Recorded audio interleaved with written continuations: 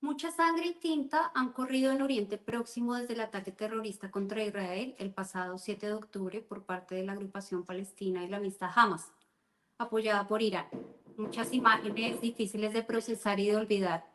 Cientos de civiles asesinados brutalmente, mujeres raptadas, violadas, jóvenes que estaban en una fiesta fueron sorprendidos y barridos por las balas. Menores que dormían en sus casas junto a sus familias fueron sacados de sus camas, secuestrados, permanecen desaparecidos. Muchos niños huérfanos y padres asesinados. Todos ellos eran civiles. Lo que vino después con la población civil en Gaza, a merced de todos los fuegos, no ha sido menos devastador y doloroso.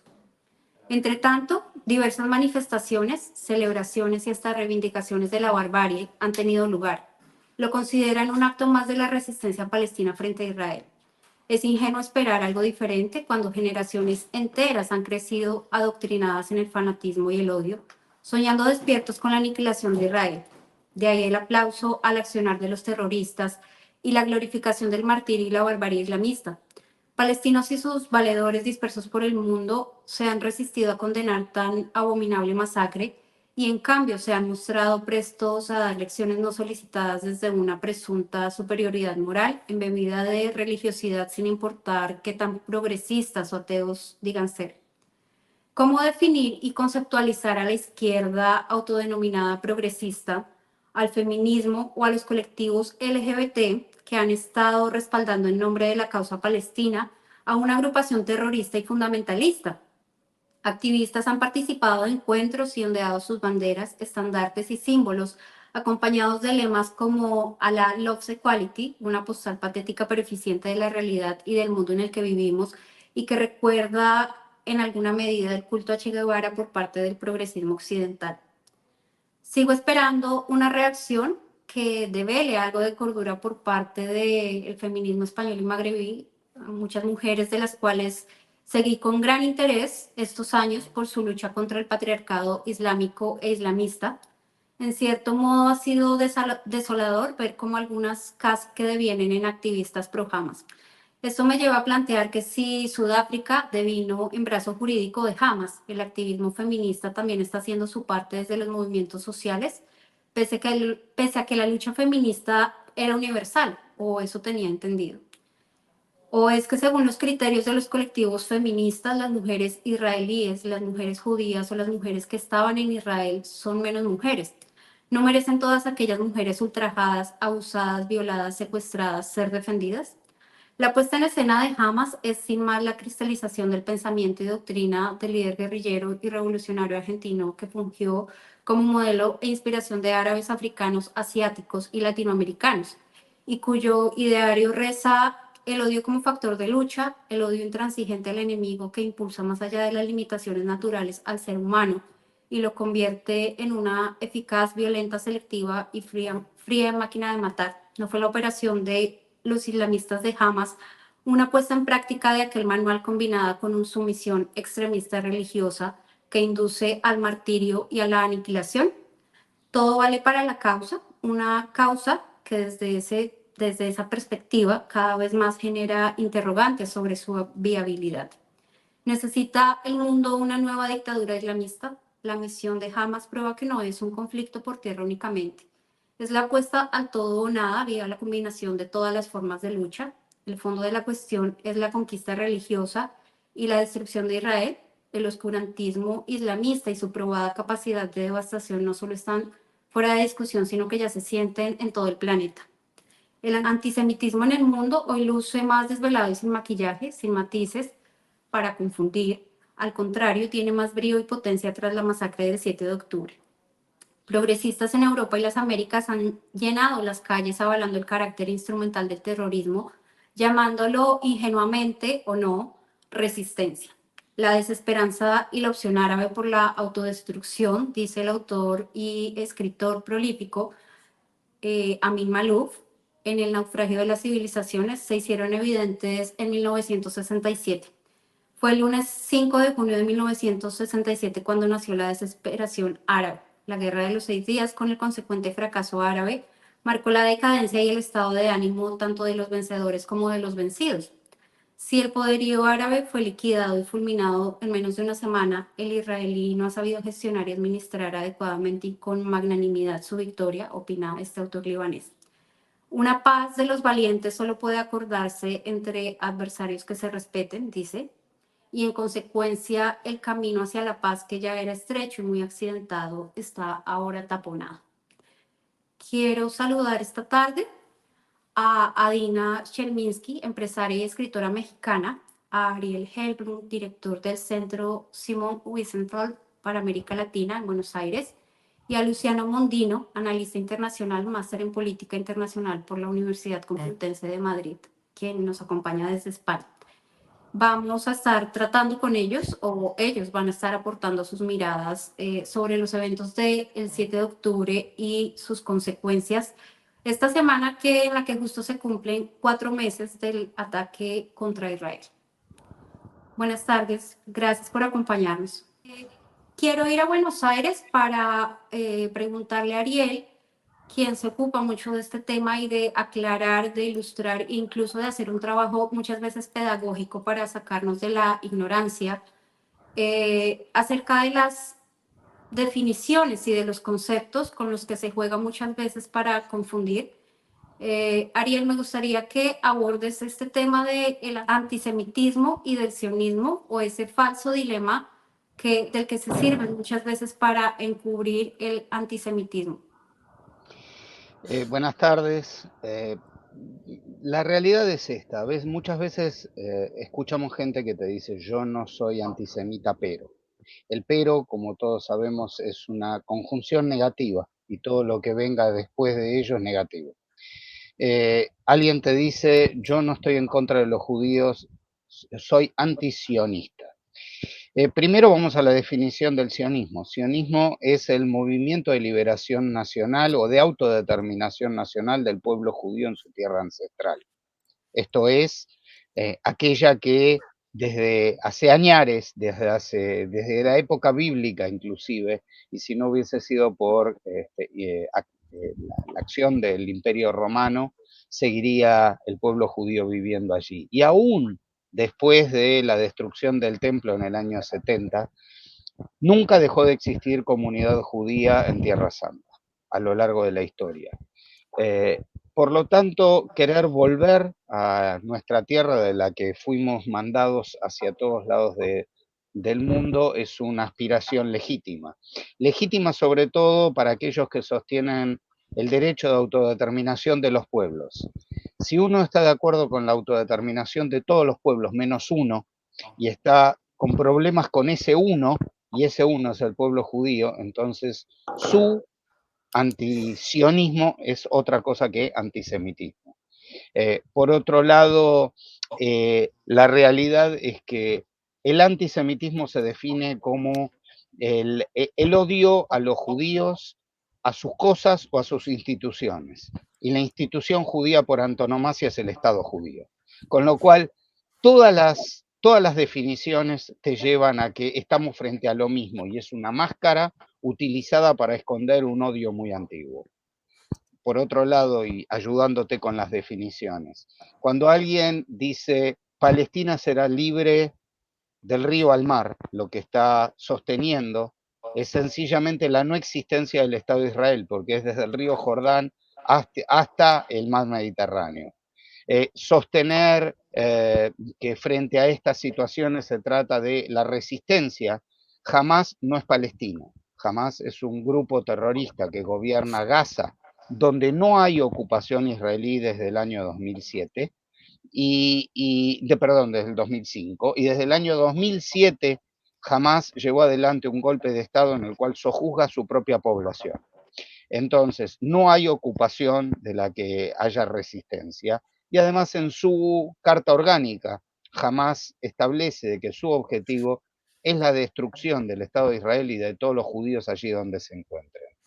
Con lo cual, y por el otro lado, hablar de estar a favor de un Estado palestino no significa estar en contra de la existencia de Israel, sino que tendríamos que estar hablando a favor de una coexistencia en dos estados, entre otras situaciones.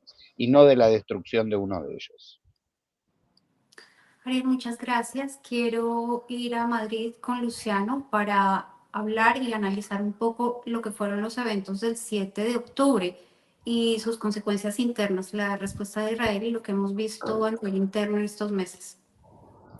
Bueno, la masacre del 7 de octubre llegó en un momento en el cual el Medio Oriente transitaba y todavía transita un contexto completamente distinto en un acercamiento entre estados árabes sunitas e Israel.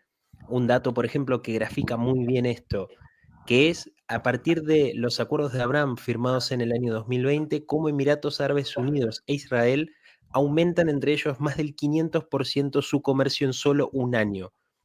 Todo ese contexto del Medio Oriente que es completamente disruptivo y genera y sigue generando un cambio de paradigma político, comercial, de seguridad, defensivo, estratégico, diplomático y demás, se da también en una cuestión que es determinante y es lo que ha de alguna forma marcado el ritmo de los acontecimientos que surgen desde el 7 de octubre.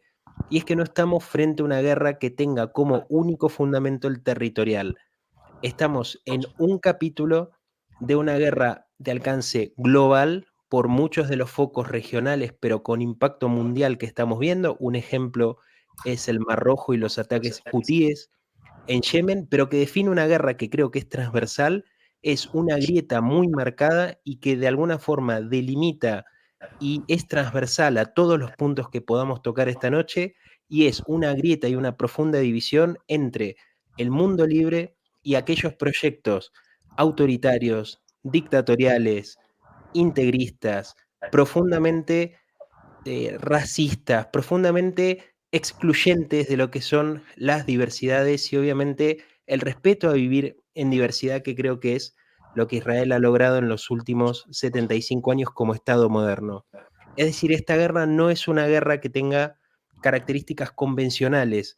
Sí hay, por supuesto, un nivel militar, que es quizás el más tangible para todos nosotros. Vamos a cualquier medio de comunicación y vamos a ver la andanza militar, especialmente la operación terrestre de Israel en la Franja de Gaza, que tiene un doble o quizás un triple objetivo. El primero se sabe que por una cuestión filosófica y moral del Estado de Israel es la recuperación absoluta de todos los secuestrados que están todavía en la Franja de Gaza.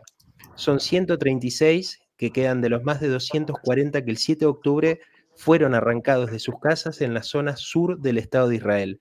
136 de ellos, incluidos un niño de 4 años, Kefir, y su hermano Ariel, de 4, están hoy bajo las manos de Hamás en la Franja de Gaza.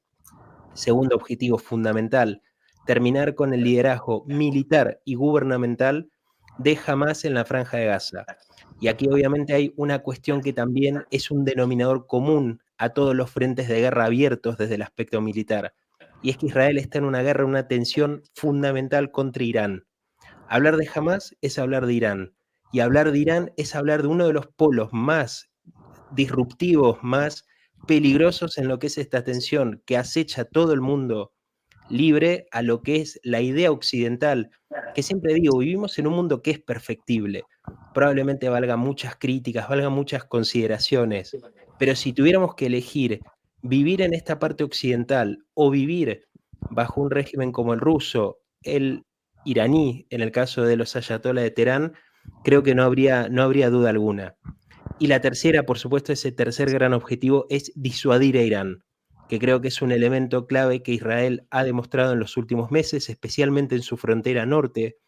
Hay casi 100.000 israelíes que no pueden volver a su casa gracias a los ataques de la organización terrorista chiita libanesa Hezbollah del sur del Líbano, y que ha generado, por supuesto, una sensación de inestabilidad y una amenaza muy grande a la seguridad del norte de Israel, y que sin duda, volvemos, el factor común en este acecho al mundo libre es Irán, el gran enemigo que hoy rompe todo este escenario de acuerdos comerciales, políticos, que se había inaugurado en el 2020 con los acuerdos de Abraham, es la República Islámica de Irán.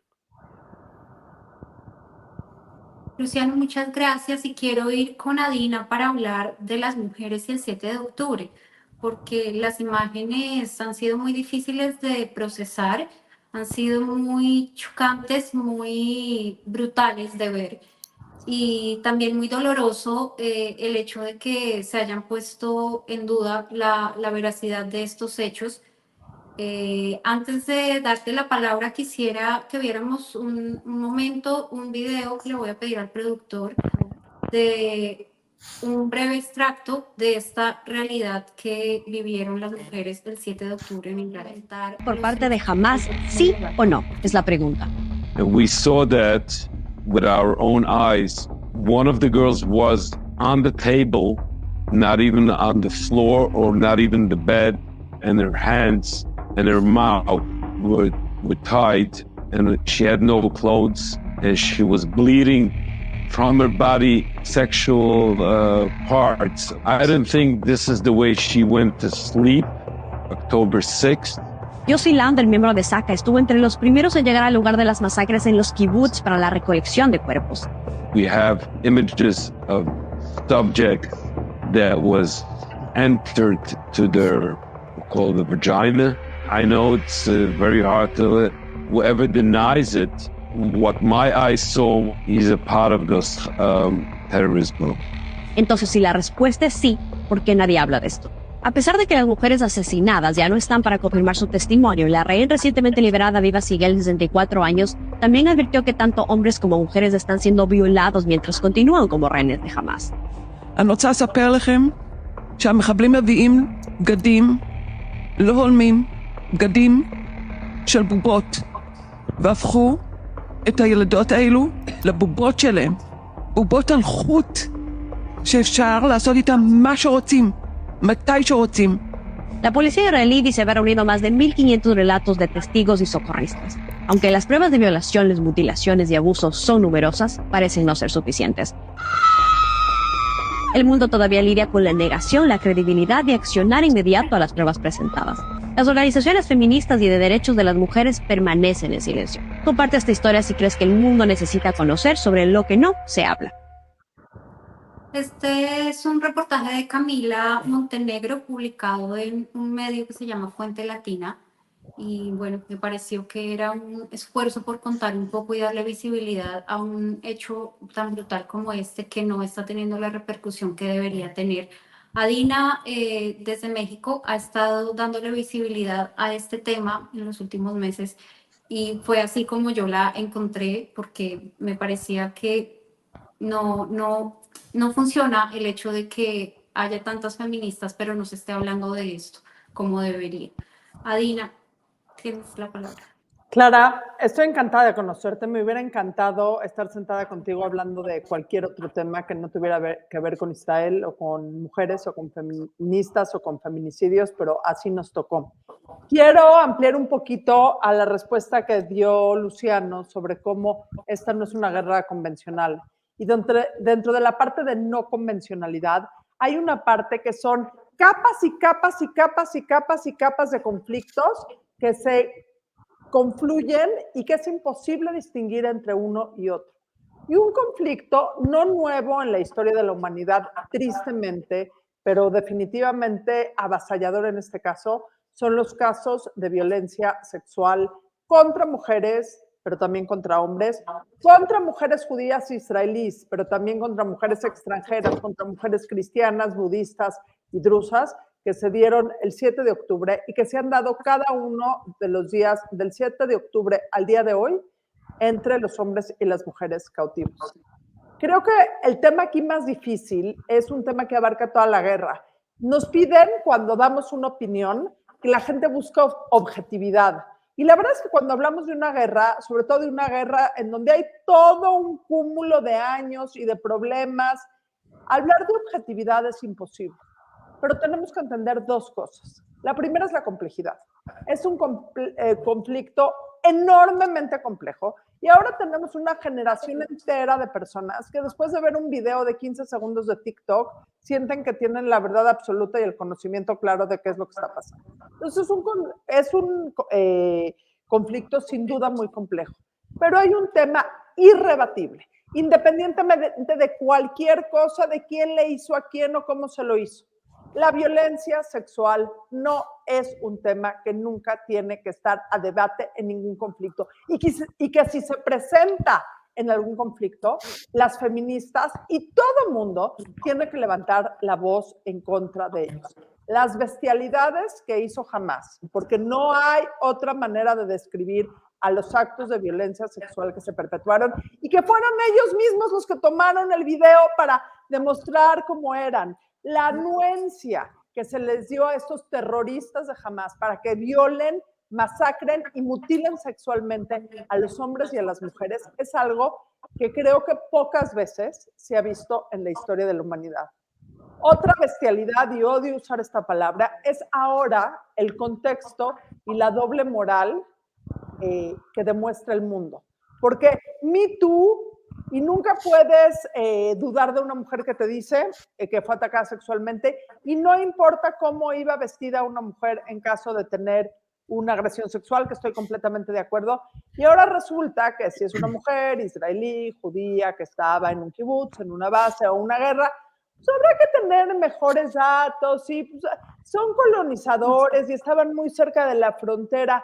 Y el silencio de estas feministas que llevan 50 años luchando, o que llevamos 50 años luchando, porque los cuerpos de las mujeres no sean campo de batalla, ni en un matrimonio, ni en una sociedad, ni en un conflicto armado, ahora están calladas. Le tomó 4 meses a la ONU presentarse en el sitio de guerra, y UN Women, que es la organización de la ONU dedicada al tema de mujeres, no se ha presentado.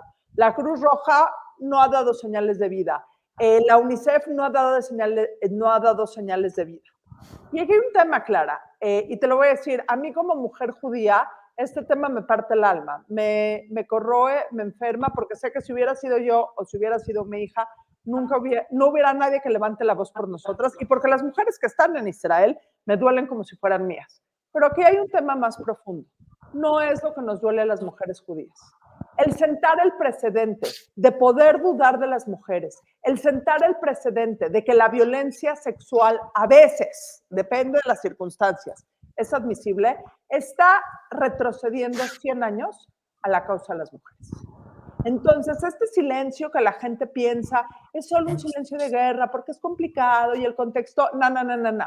Es un silencio que está llevando para atrás generaciones enteras de derechos de las mujeres por los que hemos estado luchando y pugnando, que es el lado correcto de la humanidad. Uno puede tener, y lo he dicho yo muchísimas veces, uno puede tener la opinión que quiera sobre este conflicto.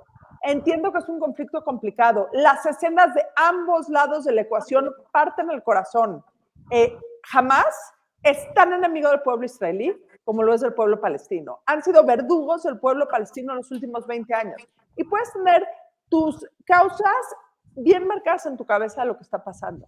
Lo que es absoluta y totalmente incuestionable por ningún ser humano es poder dudar, cuestionar o minimizar los actos de violencia sexual que se dieron el 7 de octubre y que se han dado durante 122 días desde ese momento hasta ahora. Es absoluto y totalmente inaceptable, no solo para los judíos, para toda la humanidad. El hecho que el movimiento feminista no esté en un grito conjunto, no porque somos judías, no porque pasó en Israel, no porque necesitamos un especial, no sin entender la complejidad, es absoluto y totalmente aberrante. Gracias, Adina. Pues yo estoy totalmente de acuerdo contigo. Quiero ir a Madrid para hablar con Luciano de lo que han sido las consecuencias externas en estos 4 meses, porque diferentes eventos y acciones y reacciones han tenido lugar desde entonces. A ver, sí lo que creo en esto que decíamos hoy, en esta tensión o en esta grieta que hay entre el mundo libre y estos autoritarismos y estas dictaduras, en este caso representada la segunda por Hamás, un proyecto islamista integrista, y la primera en representación del mundo libre, que es Israel, no hay que perder de eje que la agresión, la masacre sobre Israel, es también una masacre hacia nosotros, a los que no somos judíos y tampoco somos israelíes. Porque lo que ha sucedido en Israel ha sido una violación y una agresión al mundo libre entero. Porque hoy ese peligro que ha atacado en Israel esa masacre que ocurrió el 7 de octubre iba también en una dirección, que es golpear al mundo libre, golpear al mundo occidental. Y en esto me parece que hay que ser muy firme a la hora de defender, ya no solo en aquellos países donde hay comunidades judías muy grandes y que han también sufrido episodios trágicos hace muy poco tiempo atrás, como el caso de Argentina, que todavía tiene 2 atentados terroristas que están marcados por la impunidad y el olvido de una justicia y una política que no ha tenido lo que hay que tener para llegar al fondo y poder sobrellevar y de alguna forma afrontar ese pedido de justicia y llegar a una recomposición histórica de lo que ha sido los atentados en la AMIA y en la Embajada en 1994 y 1992 respectivamente, sino que esto es algo que incluye al mundo entero. Y en esta repartija, en esta división, esta grieta que hay entre el mundo libre y estos proyectos y estos expansionismos autoritarios, creo que hay un nivel muy marcado de la guerra que también se marca como una consecuencia y está en la opinión pública global. Lo que vimos en la Corte Internacional de Justicia, la sede de la Haya, ha sido un lamentable escenario que también define algo que decía Dina, que lo comparto plenamente, y es la complicidad por acción u omisión de una parte de la comunidad internacional. Y eso creo que es una consecuencia que va a marcar los siguientes meses y años, porque es muy grave que haya instituciones de la comunidad internacional que nacieron para velar por la seguridad y la integridad de todos los ciudadanos del mundo, que estén involucrados y hayan sido partícipes necesarios de la conformación de este monstruo que es Hamás y que cometió la masacre del 7 de octubre. En esto me refiero tanto a la UNRWA dentro de Naciones Unidas, pero también a lo que ha sucedido en La Haya, dando lugar a la acusación de Sudáfrica, que se sabe que fue en definitiva un vehículo que encontró la organización terrorista Hamás para traspasar los límites de esa guerra militar hacia el plano informativo y poder discutir y también disputar esa guerra política en contra de Israel y que repercute, insisto, en todo el mundo. Y eso hay un detalle que sí me parece muy, muy importante. Conocemos a los países que se han opuesto a Israel históricamente. Conocemos que Sudáfrica es el caso de un Estado no musulmán que es verdaderamente hostil. Se sabe que el gobierno de Sudáfrica ha tenido mucho vínculo con líderes de Hamás, que está adherido al movimiento BDS, que es un movimiento xenófobo, racista, discriminatorio para la comunidad judía, que se sabe que además ese mismo gobierno de Sudáfrica ha sido muy hostil en los pronunciamientos contra el Estado de Israel y su derecho ya a la defensa y a la existencia, pero también hay muchos países que han mostrado y no han dudado a la hora de defender la causa de Israel. Hay muchos países en África y en Asia, países que a veces son de segundo o tercer orden en el escenario internacional, pero que tienen minorías, especialmente minorías que están siendo hoy perseguidas. Caso, por ejemplo, en el sur de Nigeria, aquellos que son perseguidos por Boko Haram, o aquellos en Kenia que de repente están amenazados por ese mismo proyecto islamista integrista que viene desde Somalia, que se han visto reflejados en ese dolor, en ese sufrimiento de Israel, y que no ha tenido ningún tipo de límite a la hora de esas minorías, especialmente cristianas, y también una minoría musulmana, de salir a defender la causa de Israel. Porque esto, lo que ha sucedido el 7 de octubre, ha tenido consecuencias directas en el Estado de Israel, pero también consecuencias que van a marcar los meses y los años futuros en todo el mundo. Acá hay una guerra que es troncal, una guerra que si Israel pierde una guerra existencial, pero también deja muy vulnerable al resto del mundo en su lucha, que es casi de igual a igual con poderes autoritarios, poderes verdaderamente hostiles al mundo libre, y que con esto cierro, hoy tienen, yo no me animaría a decir que el mundo libre está siendo mayoría en los escenarios de la comunidad internacional, como la Asamblea General de la ONU o el mismo Consejo de Seguridad de Naciones Unidas. Si hoy viéramos la cantidad de países que tienen un voto en la representación donde se crean o se dirigen las reglas internacionales, son esas dictaduras y esos autoritarismos los que probablemente tengan casi una mayoría automática para aprobar muchas de las direcciones que el mundo va a tomar en los años siguientes. Lucian, para terminar contigo, quiero preguntarte rápidamente qué podemos ver y esperar en los próximos meses respecto a esto. A ver, probablemente en lo militar, muy rápido, Israel está hoy decidido a ir por el límite de llevar al mínimo el liderazgo de Hamás en toda la franja de Gaza, pero también se enmarca en una guerra que en lo militar es muy importante en la disuasión contra Irán. Irán es quien maneja no solo a Hamás, sino también a Hezbollah y tiene repercusión con los hutíes en Yemen. Ataques que se sabe en el Mar Rojo afectan al sur de Israel, pero también afectan al mundo entero porque van contra dos elementos que son circunstancialmente fundamentales para todo el mundo, la energía y los alimentos, la cadena de suministros. Los hutíes han avanzado sobre eso y han afectado a todos, hasta China. China que le ha dicho a Irán, esto hay que aflojarlo porque se está saliendo de control. Entonces, en lo militar, en lo estratégico y en lo político, creo que hay un endurecimiento de lo que es la cuestión militar más próxima, pero siempre con la inteligencia que tanto Israel y los estados árabes sunitas comparten entre sí porque conocen que hay un enemigo en común, que es Irán, algo que muchas veces Bruselas y Washington le cuesta todavía entender, pero que de repente Israel puede llegar a encontrar mucha más sintonía, mucho más feedback con los estados árabes sunitas que todavía faltan integrarse al proyecto de los acuerdos de Abraham y su ampliación también en el plano estratégico y que sin dudas creo que va a marcar el próximo Oriente Próximo en los próximos 10 o 20 años. Luciano, muchas gracias. Quiero ir a Buenos Aires para preguntarle rápidamente a Ariel cómo ha visto las consecuencias del 7 de octubre reflejadas en América Latina, en los gobiernos y en las reacciones de los gobiernos de América Latina y en el papel de los medios también, porque hay que decir que el cubrimiento informativo deja mucho que desear sobre estos eventos. Bueno, tratar de hablar de todo eso en pocos minutos es muy difícil, pero voy a intentarlo. En principio, uno tiene que tratar de saber, se han ideologizado los derechos humanos, en principio. Es decir, los derechos humanos que no tenían ideología a través de la Declaración Universal o del Pacto de San José de Costa Rica, de acuerdo al gobierno que esté en ese momento en turno, entiende quién es o puede llegar a decir quién es el que está aquí violando los derechos humanos. Es decir, ya no estamos hablando de que el 7 de octubre fue ataque contra la población civil entrando en casas y llevándose por delante niños, mujeres, ancianos y no soldados, y no de un ejército contra otro ejército, sino contra población civil. Y eso es una violación absoluta de los derechos humanos. Aquellos que se dicen defenderlos durante mucho tiempo han hecho la vista gorda de esta situación y en algunos países ni siquiera esperar la reacción de Israel para que en el momento que jamás llevó adelante lo suyo, gente como Evo Morales salió la misma noche a apoyar a Hamas.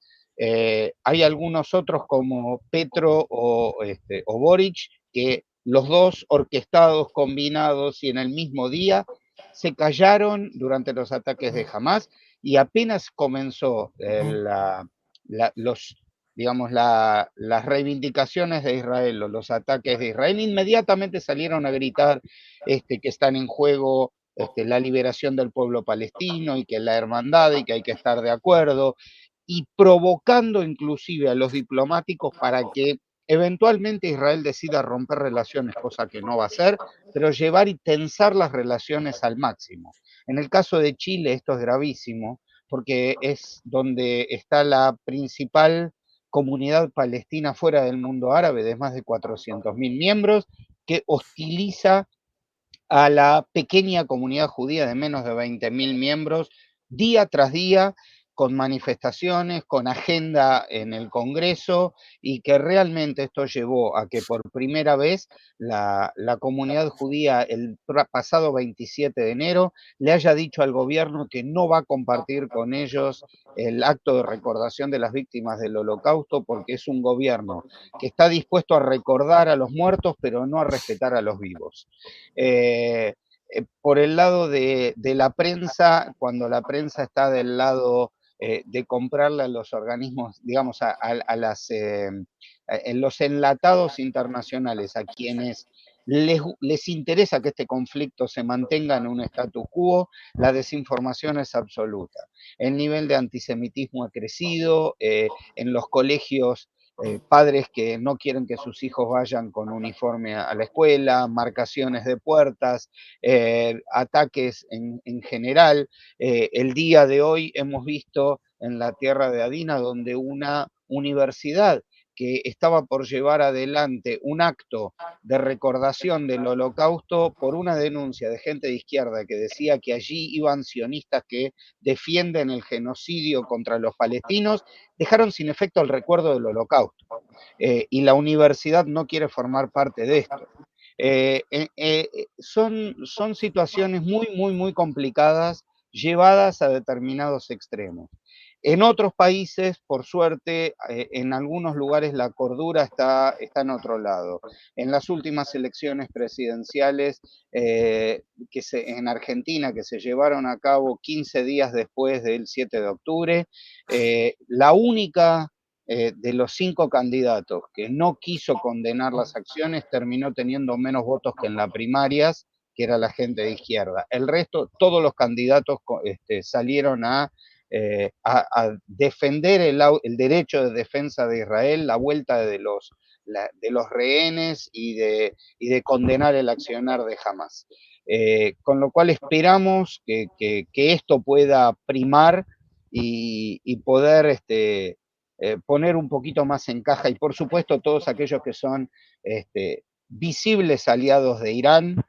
No se puede esperar otra cosa en Venezuela, en Cuba y en Nicaragua como el apoyo directo a Hamas. En el caso de Nicaragua llegó a haber vandalización en los cementerios judíos, por ejemplo. Con lo cual, esto es lo que estamos esperando y buscaremos la forma de seguir luchando contra esta situación. María, muchas gracias. Quiero ir a Ciudad de México con Adina para terminar nuestro programa y preguntarte, Adina, si cabe esperar algo del movimiento feminista y de las organizaciones de derechos humanos ante este panorama y pues con lo que hemos visto, con ese silencio tan brutal de estos meses frente a estos hechos. Si la pregunta es qué quiero o la pregunta es qué espero que pase, creo que son dos respuestas abismalmente diferentes. Me gustaría que entre cierto aire de cordura en toda la situación, entendiendo, y lo voy a repetir 1000 veces, que entiendo la complejidad y entiendo todos los lados de la ecuación, pero en el tema de las mujeres, la violencia sexual, me gustaría esperar que, como por arte de magia o como por un soplido de cordura, va a entrar en este mundo la razón de lo que es inequívocamente correcto e inequívocamente incorrecto. No creo que pase, y te voy a decir que es lo triste de que no pase, o que no creo que pase a una escala masiva. Creo que eventualmente van a haber más gentes, más medios, quizá algunos gobiernos que digan sí pasó y estamos en contra de eso, pero el daño ya está hecho. El grave daño de poner en duda y empezar recriminando o diciéndole mentirosas a las mujeres cuando son víctimas de violencia sexual, en cualquier caso, es que la primera impresión básicamente es la que cuenta. Entonces, cuando ya les dijiste mentirosas, no valen, hay que entender el contexto, ya si después se arregla, ya no es tan contundente como esta primera reacción. Que algunas personas van a tomar el camino de lo correcto, en este caso, quiero pensar que sí. El tema, Clara, es que si no esto solo puede empeorar. O sea, este tema total de, me gustaría decir locura, pero seguro hay alguna palabra más exacta, de absoluta y total divergencia con la realidad en este tema, solo va a empeorar. Porque este es el caso de mujeres israelíes el 7 de octubre, perdón. Pero en 2 años va a ser el tema de otras niñas en otro lado del mundo. Como lo dijiste bien, lo dijo bien en el video, el tema de las muchachos de Boko Haram. Este tema de violencia sexual contra las mujeres ni fue la primera vez que se dio, ni fue la última vez que se va a dar en la historia del mundo, ni es la última vez que se va a dar en el contexto de una guerra. Y la verdad es que si ya empezamos la primera vez dudando y menospreciando a las víctimas, y cerrando los ojos y callando la boca y tapándonos los oídos por las víctimas, la próxima vez que hay un conflicto, sea contra quien sea, va a pasar exactamente lo mismo. Eso es lo triste del asunto. No lo que las mujeres israelíes y judías estamos sufriendo hoy, sino el precedente que esto sienta para todas las mujeres del mundo, de todas las religiones, en todos los países, en el momento que se acepta que el cuerpo de la mujer sea un trofeo de un conflicto armado. Adina, muchas gracias. Pues evidentemente yo comparto cabalmente todo lo que tú acabas de decir. Quiero agradecer a nuestros invitados en Buenos Aires y en Madrid su participación. Se nos terminó el tiempo, eran demasiadas cosas de las que teníamos que hablar, pero pasados 4 meses del 7 de octubre era imposible no decir algo sobre cosas que han ido quedando sueltas y bueno, quiero agradecer mucho la participación y el esfuerzo que han hecho para traer un poco de luz sobre estos temas, a veces tan difíciles e impopulares de tratar, porque eso también, vamos a decirlo abiertamente, que tomar una posición, y como es el caso de todos los que estamos acá, que estamos hablando claramente desde una posición, estamos, como bien decía Luciano, defendiendo un sistema de valores, porque hay que decirlo, de derechos y de libertades y de una vida en democracia y de un sistema de reglas que nos permite la convivencia, todo muy perfectible, sí, pero es el sistema que tenemos y que finalmente tenemos que defender, porque lo otro es desastroso, es brutal y es la barbarie. Entonces, sí, yo tomo posición y creo que todos los que estamos aquí también lo hacemos y en buena hora que lo decimos y lo hacemos, incluso cuando muchas veces esto sea impopular frente a los colectivos y a agrupaciones diversas, ¿no? Gracias por compartir estos minutos conmigo, con nuestro público y bueno, espero que podamos conversar en un tiempo cercano. Muchas gracias. A ustedes. Gracias.